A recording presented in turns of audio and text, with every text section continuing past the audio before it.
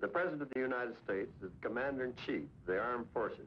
The Chiefs of Staff had to make the plan for the invasion of Japan without considering the atomic bomb. It was estimated that to land on Kyushu and conquer it would cost 250,000 of our youngsters to be killed and 500,000 of them to be maimed for life. The projected casualty numbers that President Truman would use later in life would range from 250,000 to 1 million.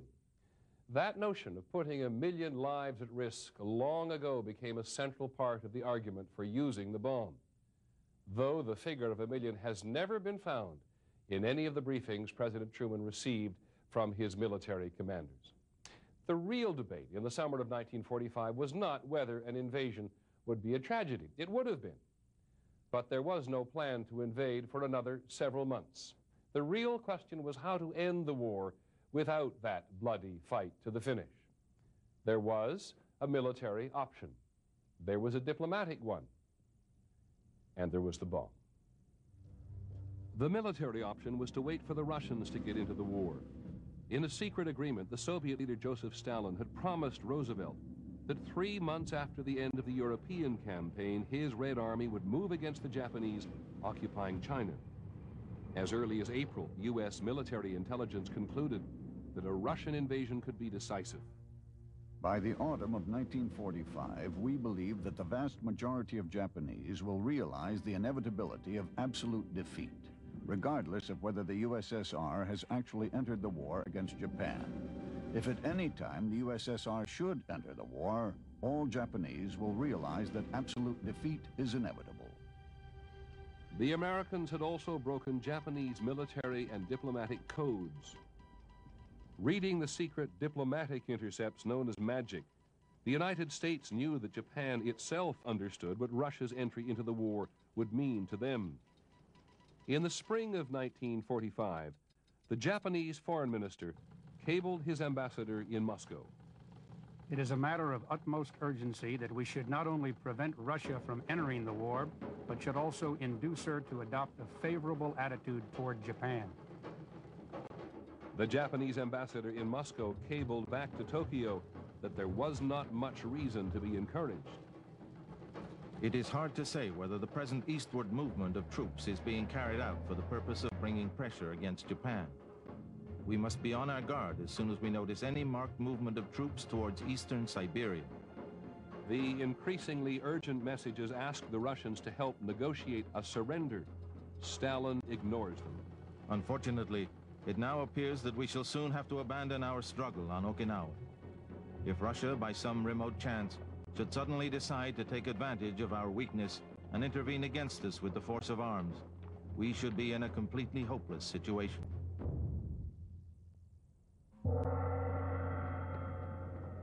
"75,000 Japanese had died on Okinawa.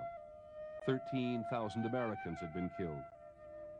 As the Japanese war widows were presented with the ashes of their husbands, in Washington there were some people looking for a political way to end the war. There were 3 things that were known in the government in Washington that were not known before the first bomb was dropped to the Japanese. One was the bomb itself. One was that the Russians are coming. And the third was that under terms and conditions to be agreed, the Japanese could keep the emperor. That was the political option. Let the Japanese keep their emperor. And President Truman knew that everyone in the bitterly divided Japanese government would insist on it. Policymakers who were advising Truman, those who were closest to Truman and for whom he had a great deal of respect, were saying, look, Mr. President, one way we can end the war as rapidly as possible is to modify our demand for unconditional surrender. Our intelligence people, to a man, said, look, if you harm the god, they will fight forever. You must tell them that you're not going to do that. Say that he can be like the King of England. We won't harm him, he won't have any power, but in some way make it very clear that that will not be the case, that he will not be harmed. Lost in today's debate is the fact that military men were among the key voices urging a change in surrender terms. Admiral William Leahy, the senior military man in the White House who called the bomb that fool thing, argued there were military reasons for a negotiated peace. Admiral Leahy said that he could not agree with those who said to him that unless we obtain the unconditional surrender of the Japanese, that we will have lost the war. What he did fear was that our insistence on unconditional surrender would result only in making the Japanese desperate and thereby increasing our casualty lists. There were alternatives, and Truman and Stimson and Burns and the others were fully conscious of those alternatives. One was to wait for the Soviets to come into the war. One was to modify unconditional surrender. Another alternative was to use the atomic bomb. Did Colonel Stimson have any doubts about Not about using it, no. Using it against the city, if you'd pushed him, he would have said, well, we fought that battle, we lost it. The next day, James Burns moved to settle the question that had been raised by accident and pushed for a formal vote. The present view of the committee was that the bomb should be used against Japan as soon as possible, that it should be used on a war plant surrounded by workers' homes, and that it should be used without prior warning. It's one of the myths that's persisted since the war, isn't it, that the atomic bomb was dropped on a military target. In fact, well, it was not a myth. It's a military target. It's a military target like New York. If there was a day when the bomb decision was sealed and delivered, it would be the 1st of June, when James Burns went to the White House to tell the president what the committee had approved. But Burns was covering his bases here. As the president's personal representative on the committee, Burns was doing the job that he had been chosen to do, which is covering the president. Nothing from a political point of view is so advantageous as a committee of shared responsibility. Mr. President, here it is in writing. From the most experienced public men within this nation, from the best scientific minds, you are making the right decision. Do it. Do it quickly, and do it with no warning.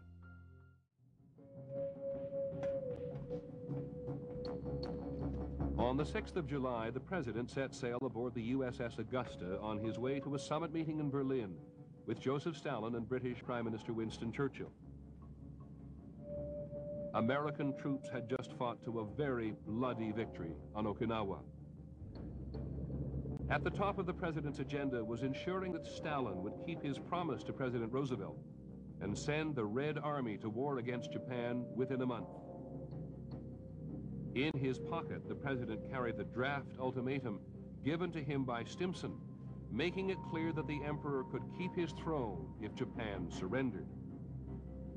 But at his side was his newly sworn-in Secretary of State, and James Burns argued that the president would be crucified politically if he made a deal with the Japanese.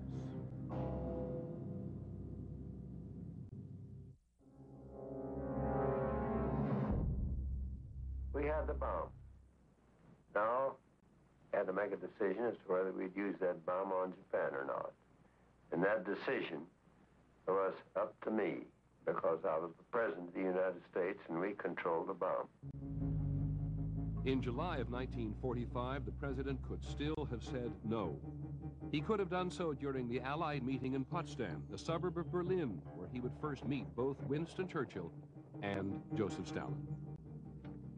Truman privately compared Stalin to the boss of the Missouri political machine from which he had come, and nicknamed him Uncle Joe. Stalin privately called Truman that noisy little shopkeeper.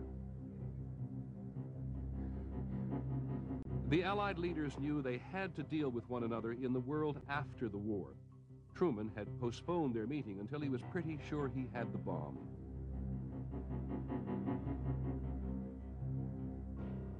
In the New Mexico desert, the gadget, as the device to be tested was called, had been moved to ground zero. General Groves was pushing hard to test the plutonium bomb. If it worked, the United States could produce half a dozen or more, creating a nuclear arsenal, and giving President Truman enormous power in his dealings at Potsdam.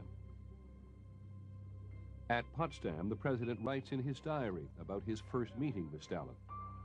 We had lunch, talked socially, Put on a real show drinking toast to everyone, then pictures made in the backyard. I can deal with Stalin. He is honest, but smart as hell. Most of the big points are settled. He'll be in the Jap war on August 15th. Finny Japs when that comes about. The president seems to understand that he does have an important alternative to an American invasion of Japan. The Red Army's entry into the war might be the way to end it. He rejoices about the Russians in a letter to his wife. I've gotten what I came for. Stalin goes to war August 15th with no strings on it. I'll say that we'll end the war a year sooner now, and think of the kids who won't be killed. That is the important thing. At the New Mexico test range on the night of July the 15th, the men of the Manhattan Project would not get much sleep. Thunderstorms threatened to postpone the test. One scientist bet on the chances that the blast would ignite the atmosphere.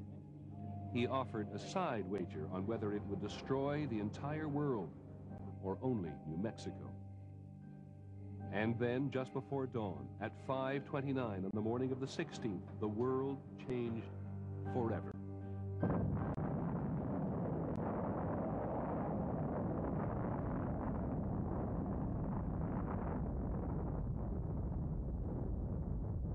New Mexico sent a coded cable to Potsdam. Operated on this morning. Results already exceed expectations. Dr. Groves, please.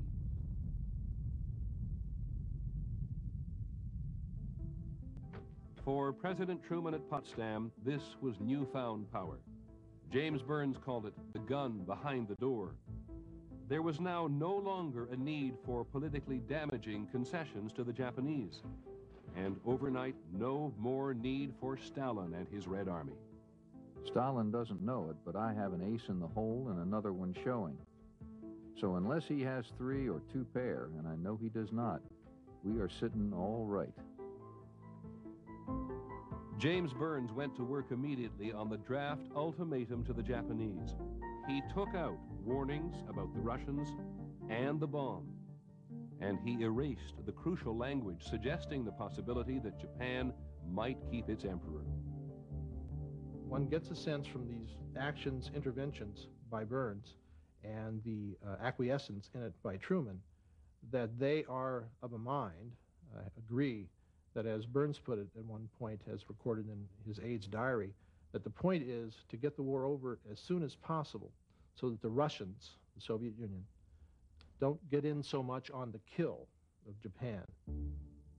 President Truman's diary raises the question of just how much he understood at the time. This weapon is to be used against Japan between now and August 10th. I have told the Secretary of War, Mr. Stimson, to use it so that military objectives and soldiers and sailors are the target, and not women and children. In fact, the Target Committee had made the decision to drop the bomb in the center of a city. Again, the President. Even if the Japs are savages, ruthless, merciless, and fanatic, we will issue a warning statement asking the Japs to surrender and save lives. I'm sure they will not do that, but we will have given them the chance.